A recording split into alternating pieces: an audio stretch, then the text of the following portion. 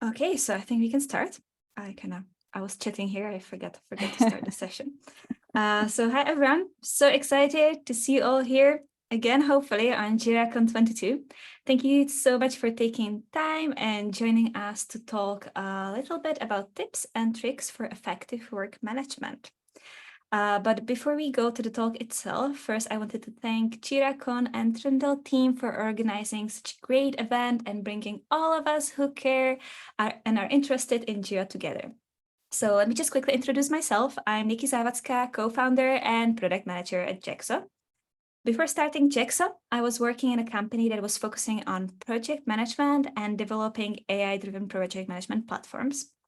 And at Jexo, we are mainly focusing on finding new, more effective ways of for work management practices. So I hope that you will learn something new from this session. Thank you, Nikki. And hi, everyone. I'm really excited to be here with you today and be part of JiraCon 2022. My name is Laetitia, and I am the head of customer success here at Jexo. I work with the support team to make sure we build meaningful relationships with our customers and learn as much as possible from them as well. And as Nikki said, we are all about project management here at Jexo, and we're happy to share a bit of what we know with you today. So let's begin. So in this session, we are going to talk about project management, why is it important, and how you can use simple project management principles in your day-to-day life to achieve your goals with less stress. We are going to be sharing different project management methods and workflows that you can use and see how you can use them to track and manage your work in Jira Work Management. And on top of that, we are also going to touch on a few Jexo apps that can help you simplify the way you manage work. And in the end, we have a little bonus for you, project management blueprints that will help you run your project from start to finish. I actually already dropped them in a chat, so you can have a look at them. But before we start the session itself, just a quick introduction to Jexo. Jexo is a Gold Atlassian Marketplace partner that helps teams improve the way they deliver work with our Jira planning apps. We have a portfolio of planning apps, and our marketplace is covering topics like road mapping, prioritization, reporting, and risk management. So enough of the intro, let's get started. So projects exist in everyday life and could be best described as a series of tasks or activities that need to be completed to achieve some outcomes. For example, moving house, planning for a holiday, and so on. So to help you get started and to achieve the actual outcome, all of us employ some basic project management techniques that help us plan our project, like for example, creating a to-do list for tracking progress and using calendars to set the milestones. But when you think about it, every single project, personal or professional one, goes through these 5 phases, which are initiate, plan, execute, monitor, and control, and closure. So in the initiate phase, you have to figure out what is it that you need to deliver, what are the goals of the project, as well as establish who are the stakeholders and who is your team who is going to be delivering with you. In the plan phase, you plan out the project and how you're going to achieve the project's goals. And in the execution phase, you basically run in parallel with the monitoring and control phase while completing the project's tasks. So you basically monitor the impact of your deliverables and you replan if needed. And when you achieve your project goal, it's time to complete and close the project. So you might wonder, why is this even important and what should you care? What should we care? If most of your work time is spent on projects, but you've never been exposed to formal project management training, you are an official project manager, and you're not alone. A lot of us have quietly slipped into that role. And this goes beyond your professional life, as a lot of different things in our everyday life are actually project management. So in other words, project management is present in nearly every aspect of your life, because it's simply a set of processes you follow to complete a task. Almost everything you do that has both a beginning and an end is a project. So project management in real life does not necessarily mean you need to sit down with a yellow pad and a notebook and draw it all out. It comes in many different shapes and forms, yet follows the same structure almost every single time. And as a real life example, think of planning a party, for instance. So throwing a party for your best friend or a coworker at work would require a plan to be initiated in advance. You voice your idea and ask friends or colleagues to join in so that you have an extra pair of hands to take care of things. You have entered the initiate phase of your project. And as you define what the goal of the party will be, for instance, goal number 1 would be to have fun, you would also start taking a lot of different components into consideration next. The main one would probably be to define a budget. Chances are you would need to create a list of key expenses like food and venue, for instance. But not only, you would also consider entertainment, list of attendees, location, and what you already have and don't need to buy, for instance. Well, congratulations, you have successfully entered the plan stage of project management. All of the items above would actually lead you to your constraints or limitations in time, location, or budget, for instance, because that is another part of your project. So you would execute the plan in order to come up with the funnest party possible, using your friends or coworker skills to organize it all while minding budget, time, location, and everyone else's expectations. That's project management for you. Now, let's say you're trying to accomplish a task at work, but still don't believe you're actually using project management skills. Let's have a look at a real example, When I started at Jexo, I wanted to implement ways to build better relationships with our customers, like I mentioned in the intro. One of the ideas was to design and implement in-app onboarding screens in order to reach out to our actual users and gather important information, all while offering the best possible support and experience for our customers. In itself, it looked like a straightforward task that did not necessarily require any project management skills. And yet, we made sure to clarify all expectations and needs properly, as well as goals and how the success of this specific task will be evaluated. We made sure to bring in the right people, the right teams, and use the time they had available to deliver. So we did use their time restriction and prioritize our needs to make sure to accomplish what we needed around everyone's busy schedule. We then had weekly updates to make sure everything was on track and that the plan we had in mind was followed. Now, let's just say we did not define our goals properly, or did not engage the right teams and people, or simply did not take into consideration any time restriction or team's feedback. Chances are this project would have failed. The designs would not have been satisfactory, and we would not see any onboarding screens in-app and live anytime soon. So we took one straightforward task and set through a set of steps and built a plan to be successful. That's project management again, even though none of us are considered official project managers. So see, these days we are managing projects left and right without even knowing it. If you are anything like us here at Jexo, you have been involved in projects throughout your career that made you feel both accomplished and maybe a little bit battle-scarred. Because let's be honest, if you are managing projects, might you be an official or unofficial project manager, you might see some of these projects fail along the way. But failure can be prevented. With the right tools and strategy in place, projects are brought to the finish line successfully all the time. So before we go any further, let's start by trying to understand why many projects fail. Project success is in the eye of the beholder, or in this case, in the eye of the key stakeholders. It seems reasonable to say the more key stakeholders give input to your project, the better your chances of success. A major key to project management is to never get blindsided. So the better the discussion about constraints with your stakeholders, the clearer the expectation becomes for meeting the desired outcome of the project. And in other words, success. But let's try to be more precise.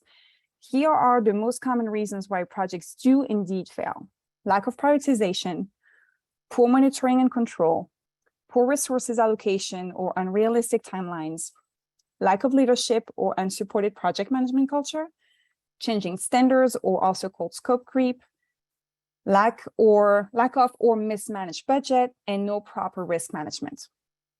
So one of the main jobs of an official project manager is to get everyone on the same page, and that is no easy task. Actually, it's the biggest potential pitfall you will face as a project leader or manager. Just ask 10 people what a great vacation consists of, and I'm pretty convinced you'll get at least 20 different answers.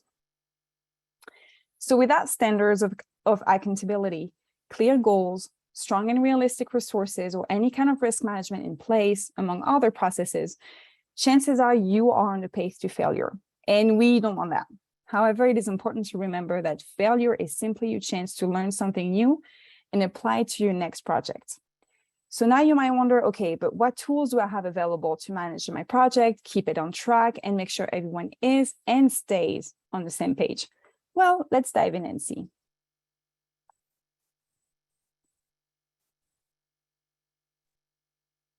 So let's have a look at what tools and methods you can use throughout your project. Just keep in mind that projects can be large or small, including many people or just yourself, but they all go through the same life cycles, and you can use methods that are used to manage larger projects, to manage your work as well. It will help you keep things cool and achieve better outcomes with a little bit less stress. First stage of every project is initiate. This phase starts when someone assigns you some work or a project. In this first step, it's all about figuring out what the goal and scope of the project is, and who are the key stakeholders that you need input from and keep updated. So it's definitely worth not underestimating this initial step and doing it properly so you truly understand the project scope and goals and who has the influence on the project as well. So to make it a little bit easier to identify your key stakeholders, you can use this tool that is called Stakeholder Dance. This exercise helps you identify key stakeholders from 5 different areas, which are decision, authority, need, connection, and energy. So it's usually easy to identify decision, authority, and need stakeholders because they are quite visibly in charge of budgets, people, and decision making. But the tricky part comes when you are trying to identify connection and energy stakeholders. So connection stakeholders have significant but often not obvious impact on the project success. They might not be approving or signing your project, but they do have a high influence.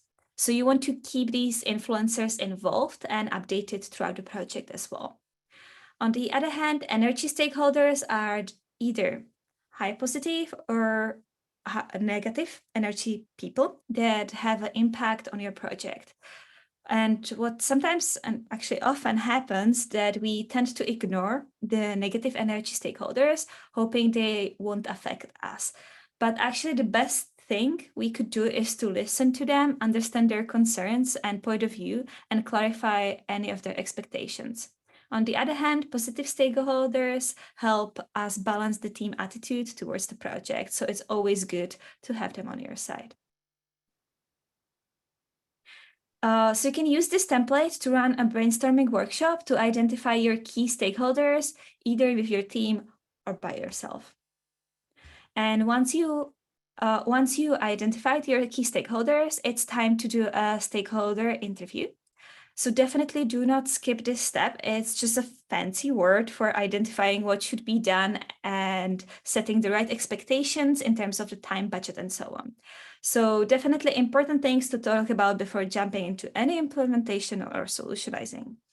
Stakeholder interviews can be done either in one-to-one sessions, where you listen carefully to the stakeholder while going through the set of questions, or if you have too many stakeholders, you can run a workshop instead to gather all information at once.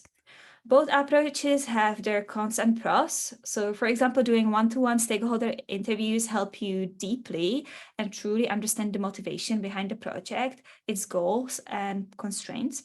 On the other hand, if you're running workshop, it helps you get all stakeholders on the same page and understand each other's points of views as well, and it saves you quite a bit of time.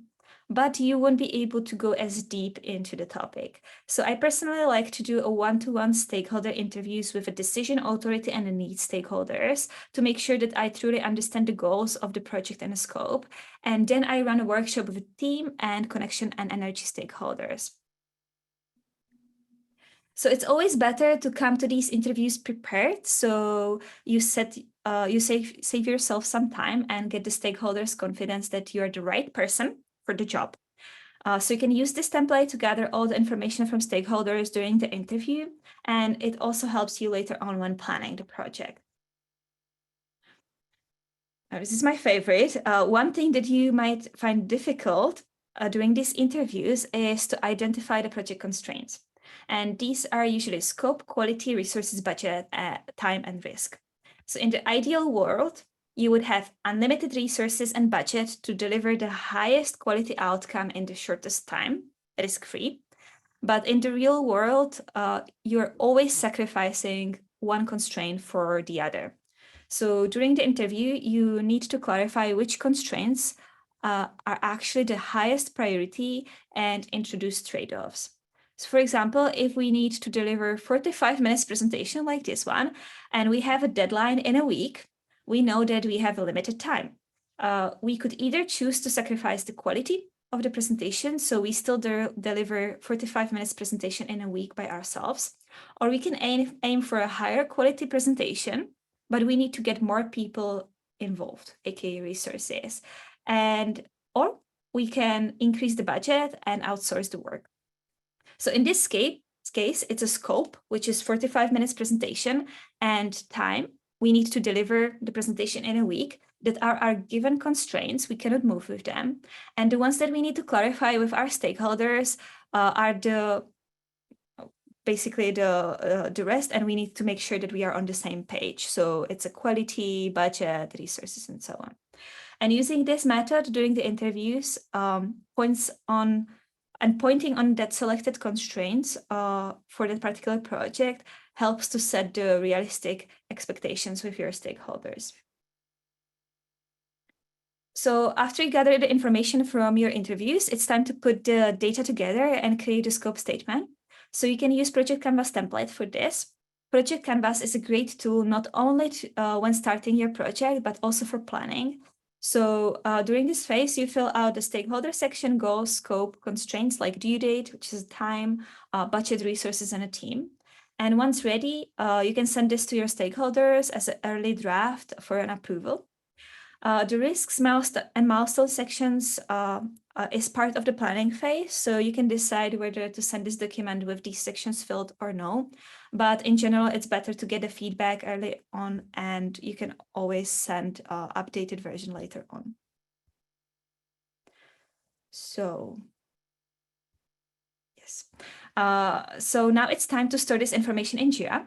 So you can create a new project in Jira. For small projects, you can use Jira Work Management, and for larger ones, you might find Jira software better because it's more flexible. And then you can use either Pages section in the projects menu to store this information in Confluence, or if you don't use Confluence, you can add an external link to your document if you, for example, use Google Docs, Miro, or any other tool. And the next phase of your project is planning. There are a few important steps and things that will help you set your project for success. So the first things first, it's a risk identification and management. That's one of them. And it helps you predict the troubles, aka risks, that you might encounter along the way. So think of all things that went wrong in your previous projects. Up to 90% of them could be minimized or eliminated if you would be following a basic risk management process. So put down all what-if scenarios and things that could go wrong that came to your mind. And if you're struggling coming up with risk ideas, you can have a look at risk identification workshops that make it easier. So there's this booklet here where there are 4 workshops that you can use for that. I was talking about them in a previous presentation, so some of you might know, but it's really good resource. I really recommend downloading it. After you get the list of the risks, it's time to prioritize them. And not all risks that are raised require the same amount of attention. So you can use simple risk prioritization techniques where you're assessing impact and probability of each risk. And when assessing probability, you're looking at how likely it is for the risk to occur. Sometimes you can also refer to this as a likelihood. And you can either assign low, medium, and high, or you can also think in percentages. So for example, what's the probability of this risk occurring is 30%. And impact represents impact on your project or on your business. So some also call it consequence. And again, you can either use high, medium, and low labels to assign, or you can think of it as a financial impact of the risk, and you can assign the dollar value instead. So to do a risk prioritization and management in Jira, you can use Hedge Risk Management app. Hedge allows you to create risk registers where you can log your risks and prioritize them. It comes with a predefined setup, so you can just go ahead and start prioritizing your risks and focus on what matter the most. There are options to customize your settings and risk matrix if you would like as well.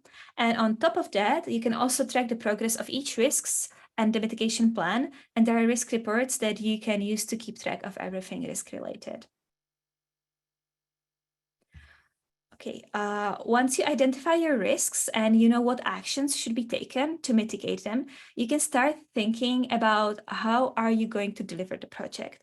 What will be the actual tasks that you need to do in order to achieve your project's goal and scope?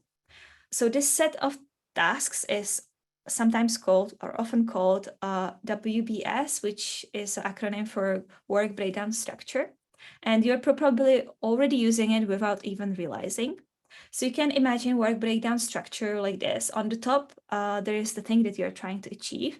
And then under, you can find the main areas of interest. And you can also call these epics. And under each area, you can find the actual tasks that can also be split into the subtasks. So if you're, for example, planning a surprise birthday party for your friend, you can have one of the top goal of the project, which is its name, birthday. And then under you have areas like guests, venue, presents, food and drinks, transportation, and so on. And then under each of these areas, you have actual tasks, like, for example, get invitee lists, send invites, and get confirmations, find venue, and so on.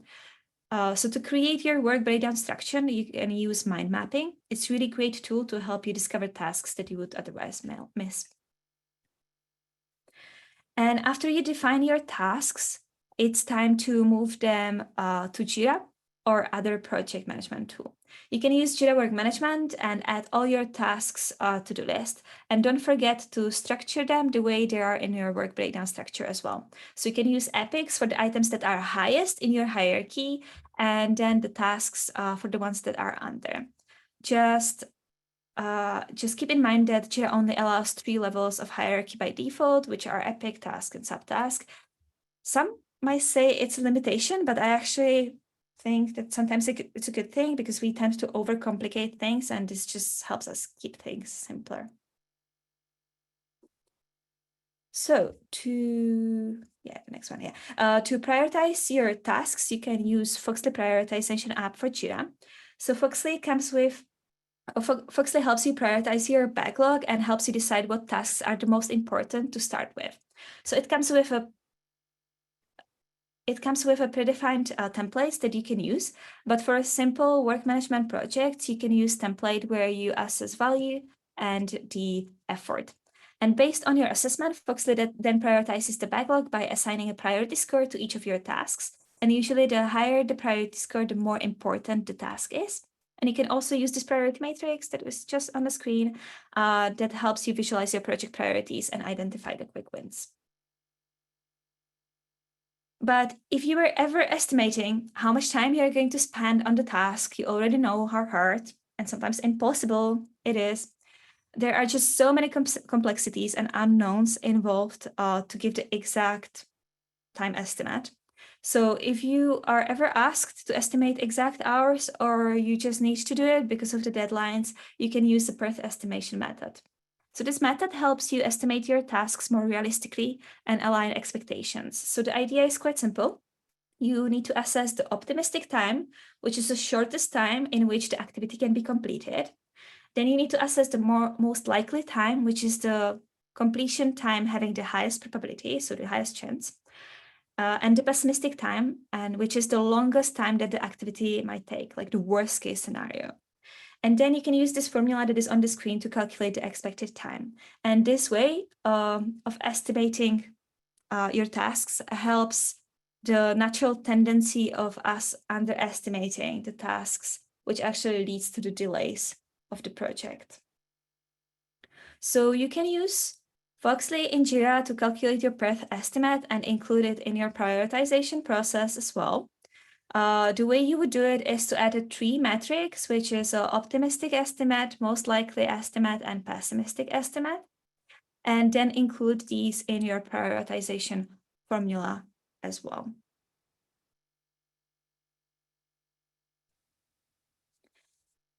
And now the last step of the planning phase is to setting the milestones and creating a plan. So when creating your project plan, it's often helpful and easier to stick to kind of like a higher level planning. The activities or milestones you need to achieve can have their deadlines set so you can track if you're on track or no. But creating a detailed plan and setting dates on task level can often, or even subtask level, can often be difficult and unrealistic, and you're likely to miss the deadlines and get overwhelmed, and you need to update your plan way too often. So in Jira Work Management, projects can use timeline to, you can use the timeline to create the plans, and you can schedule any type of the activity on the plan and use the filters to filter out the information that you need. And just a quick tip, try to keep things simple so everyone else can also follow.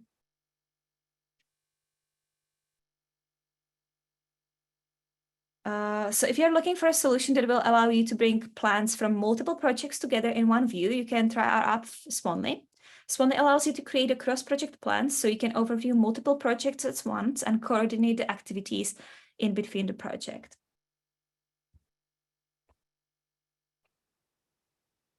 So before we close off the planning phase, let's just quickly recap the differences between a scope and a plan.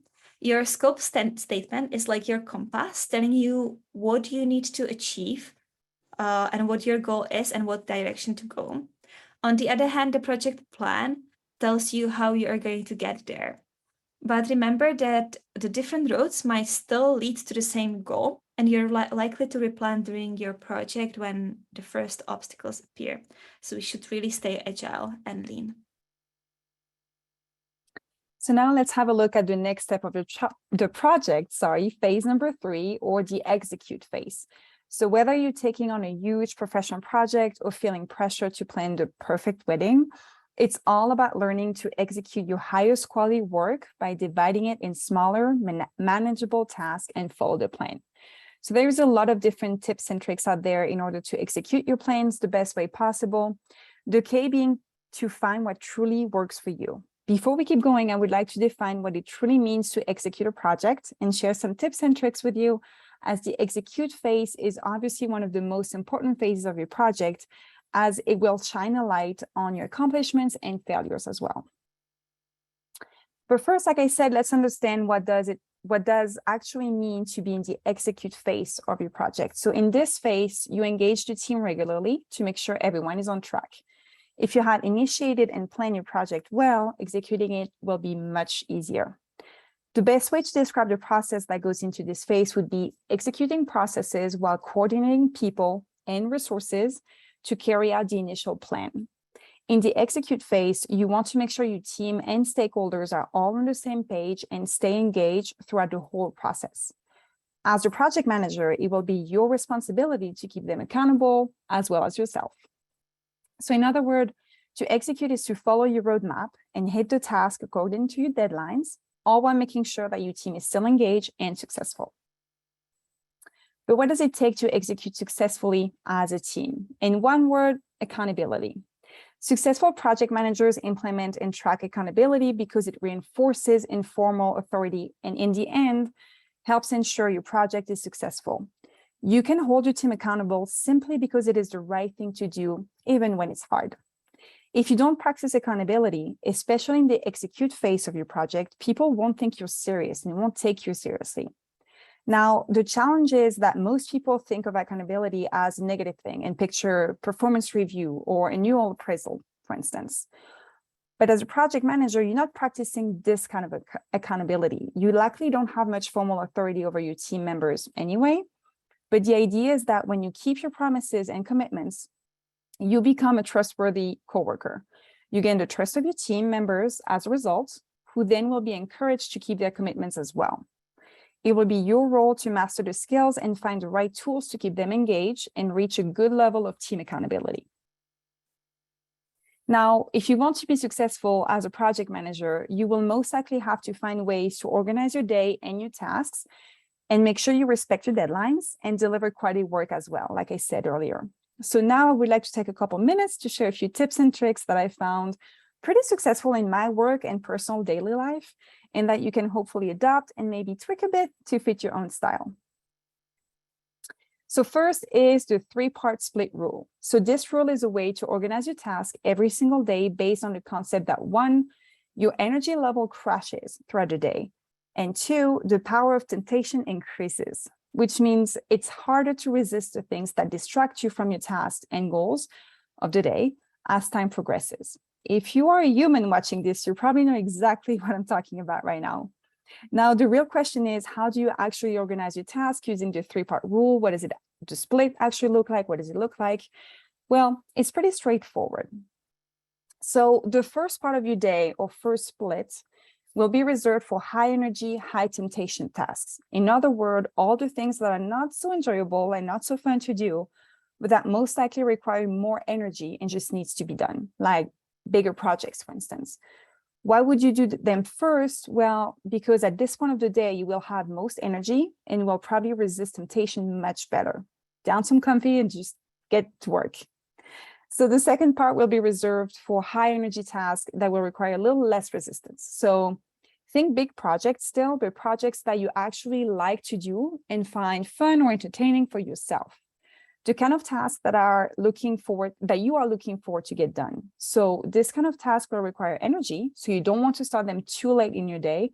But at the same time, since resistance to this kind of project will be smaller, your temptation levels can grow low, you will still be able to manage just fine.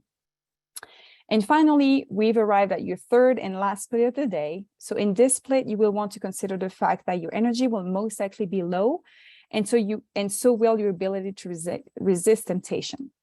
So we are getting closer to the end of the day and nothing seems interesting anymore. So it's preferable not to start any huge project or anything major that you might not even find fun on top of that. So I would recommend you reserve this time for personal creative tasks, personal projects, writing, painting, anything that you actually enjoy to do and bring value to your personal life as well.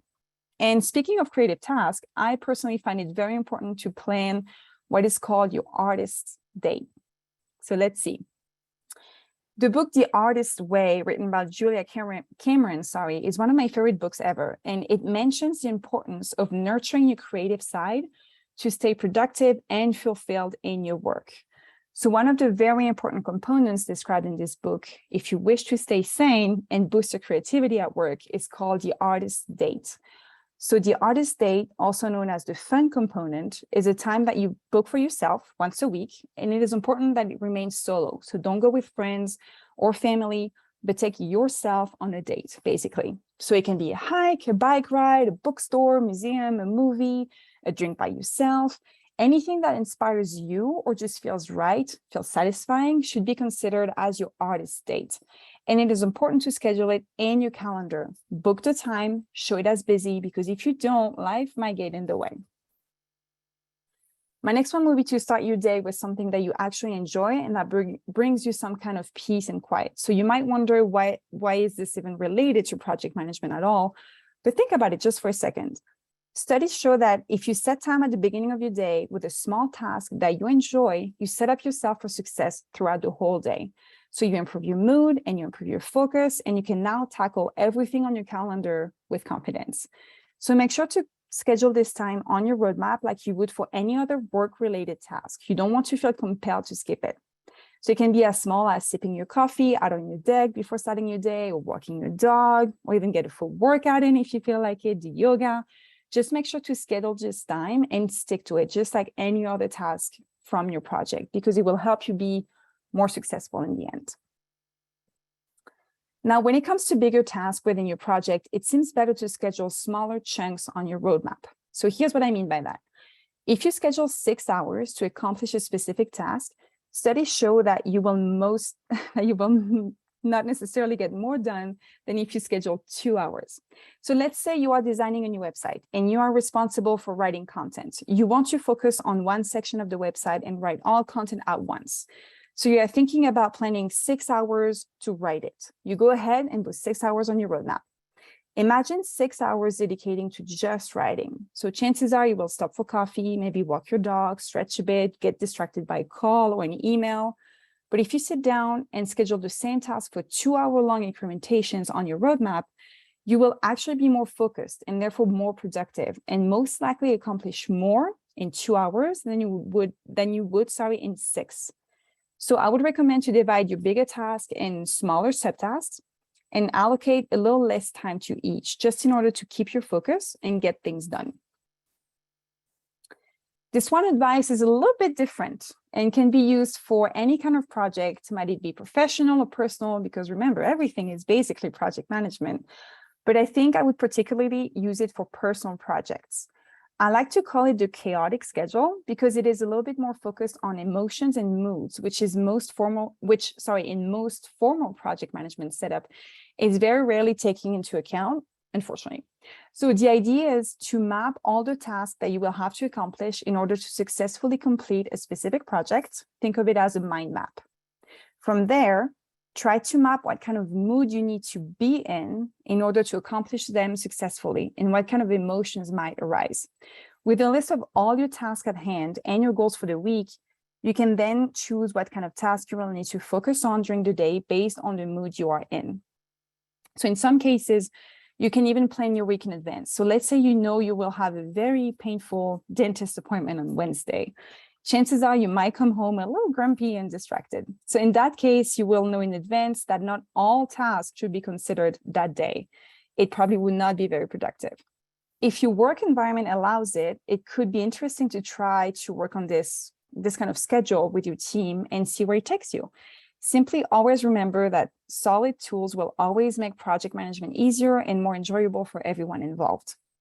So those are only a few of the tips you can learn about and decide to use in the execute phase of your project. Again, the key is always to find what works best for you and your team, even if it's a little outside the box, just in order to execute your project as smoothly as possible. Explore the possibilities and stay creative, as the execute phase can be draining at times. Now let's jump into phase number 4.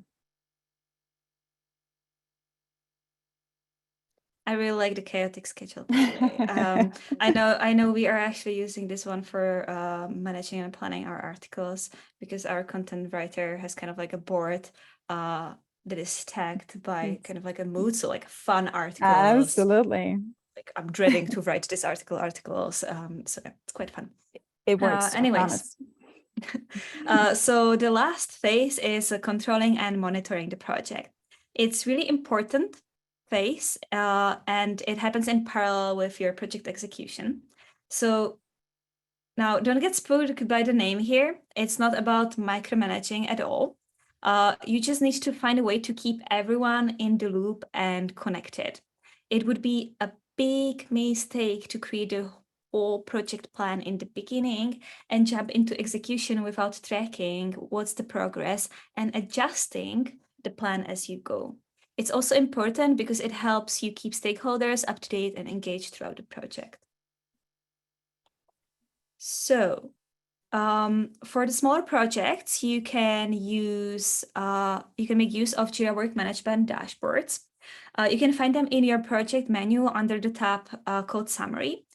You don't need to do anything to set them up. They're available for you by default if you use Jira Work Management. And here you can find the key information about the project's progress. So how many tasks were done, updated, and created in the past 7 days, or are due in the next 7 days. Down, you can also find the team workload. You can find there a feed with the recent activity or issue status overview for the whole project. This dashboard is great if you're using Jira projects as actual projects, which means that once the project is finished, you won't add any more tasks into it, and you just close the Jira project or you archive it. However, many of us are using Jira projects to group the work for the teams. For example, marketing, engineering, product, and so on. And we use epics or releases to represent our real-life projects. So if that's the case, you can make use of Swanler reports where you can see a high-level progress of each issue, burn down chart, time tracking, or even summarize story points. And if you are using releases to track your work, there are also release reports available. But with much larger projects where you would like to get reports across multiple different projects, you can use RAG reporting. So RAC is an acronym for Red, Amber, and Green, and it's used to represent the status of the project, like on track, at risk, and off track. It's a really great way to get an understanding of the progress of your project portfolio and quickly spot the projects that might require your attention. To track your project RAC status, in Jira, you can use the app called Suri. Suri shows you basically projects in a simple dashboard like this, and you can see a project's activity today in the last 7 days, together with the RAC status history and the status update history as well. And if you're managing a larger portfolio, you might find this roadmap view useful, where you can find a timeline of all your projects across your portfolio, split by the project category, which can also be used to represent different programs or work streams. There are times when the whole scope of the project has to change because of some new information that you found out. When there are any changes to the project scope, think of project constraints again to make better and more informed decisions together with your team and your stakeholders who are usually raising the request. So during the project, you're going to learn new things and get access to information you didn't have at the beginning of the project. So what you need to keep in mind if you want to be a successful project manager is to focus on the goal of the project, not the exact scope or the plan that you set in the beginning. So remember that basically the journeys to the same destination might be different, but over time you find out that one is more efficient or effective than the other. There's a big difference between a scope creep and scope discovery. In general, you can say that scope creep is anything that does not contribute to the project goal or can be done later as a separate project. And scope discovery, on the other hand, is something that will lead us to better, maybe leaner solution and aligns us to the main project goal. So during more exciting or larger projects, you might get many ideas flowing around in your team. And if you don't think about adding those to your backlog with care, you might end up not being able to finish the project on time, budget, or it becomes something completely else. So to control the ideas and changes that are coming to the backlog, but also to get a better understanding of different opportunities that might arise during the project, you can use idea collectors. You can create a simple idea collector in Jira Work Management project, where you can create a form, add a priority and the constraints to the form, and pin it on your project communication channel. So the next time someone comes and has this great idea or wants to change the scope of the project, you can send them to fill this form and prioritize all the changes that everyone requested together and identify if it's a scope discovery.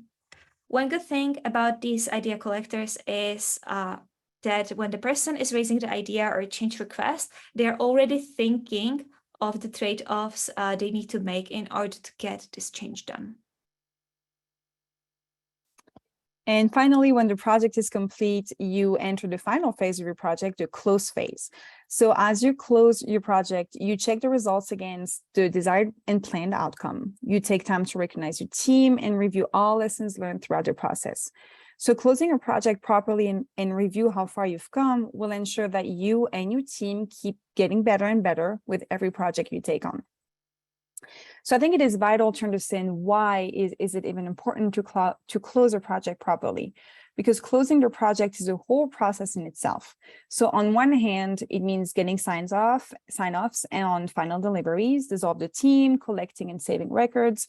That's all administrative stuff. But the most important reason for formally closing the project is to systemize the learning. So whether the project succeeded or not, many lessons were learned along the way by you and your team. And in some cases, those lessons are actually the most valuable outcomes of the project, because the learning is what actually sets you up for future successful projects.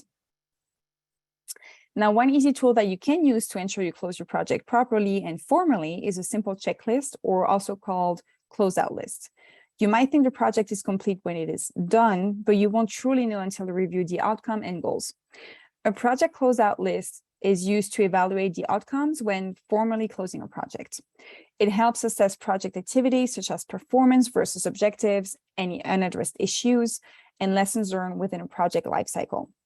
Now, what you see here is only one example of the items you could find on your checklist, because each list will obviously be tailored to your organization as well as the specific project you are closing, since every project has different requirements. If you decide to do so, you can hold a stakeholder meeting, for instance, to review this checklist, or simply go through it by yourself. In all cases, in order to submit final status report to stakeholders, you should call them together for one final meeting.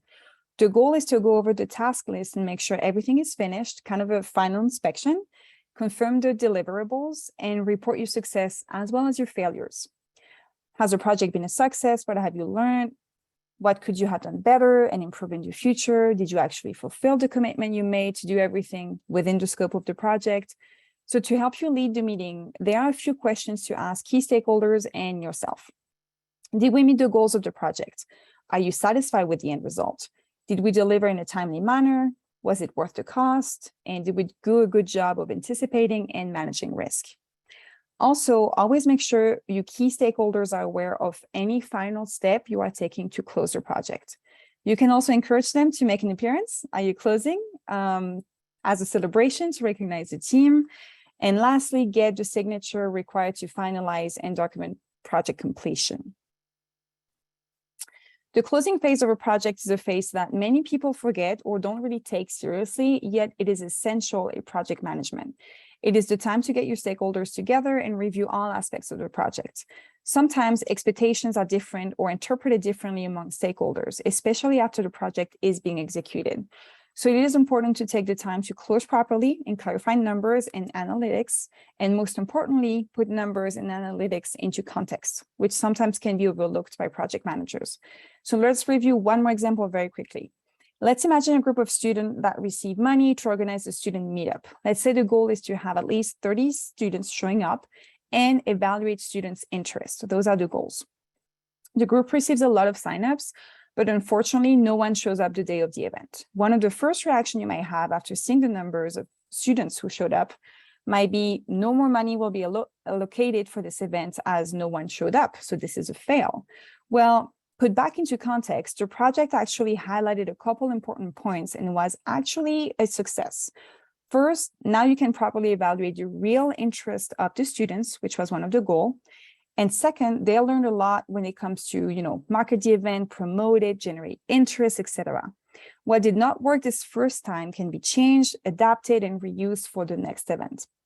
This is why a true closure process in a final conversation is vital, and you should not take it lightly next time you lead your project.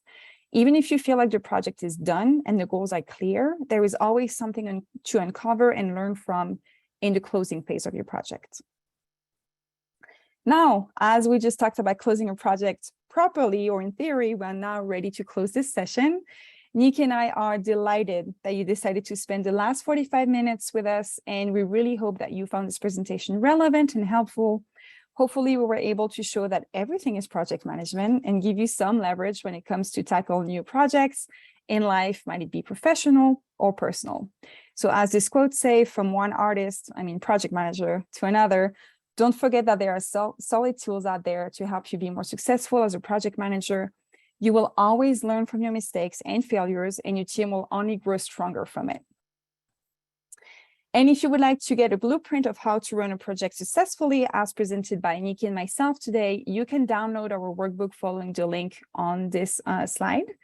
And finally, if you would like to learn more about our applications and how they can help you and your team manage projects in an easy manner, just go to our booth, our online booth on JiraCon. We are always happy to connect with you and answer any question you might have. See you guys soon. Yay, and we are just on time. We have 1 minute. We had only one question in our chat, which was if we are planning to release for the data center.